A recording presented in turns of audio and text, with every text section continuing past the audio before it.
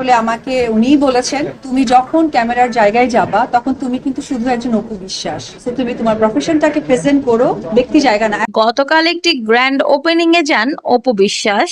সাংবাদিক অপু বিশ্বাসকে বলেন শাকিব খান এবং শবনম ইয়াসমিন বুবলির মেয়ে হয়েছে, এ বিষয়ে আপনি কি বলবেন? অপু বলেন, এসব বিষয় নিয়ে আমার আসলে কিছুই বলার নেই। আপনারা শাকিবকে চেনেন একজন মেগাস্টার হিসেবে, তবে আমি তাকে চিনি আমার ঘরের মানুষ হিসেবে। আমার ঘরের মানুষটা আমাকে বলেছে আমি যখন ক্যামেরার সামনে যাব তখন আমি একজন চিত্রনায়িকা হিসেবেই যাব।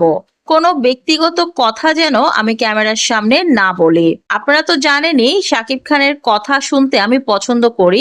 তিনি যা বলেন প্রতিটা কথাই আমি অক্ষরে অক্ষরে পালন করার চেষ্টা করি। শাকিবের কথা মাথায় রেখেই এখন আর আমি ক্যামেরার সামনে নিজেদের ব্যক্তিগত কথা বলি না।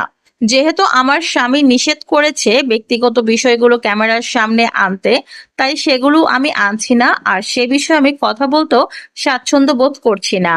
অপু বিশ্বাস আরো বলেন, আপনারা হয়তো বলতে পারেন যে একটা সময় তো আমি ব্যক্তিগত বিষয়গুলো ক্যামেরার সামনে এনেছিলাম, তাহলে এখন কেন আনতে চাচ্ছি না?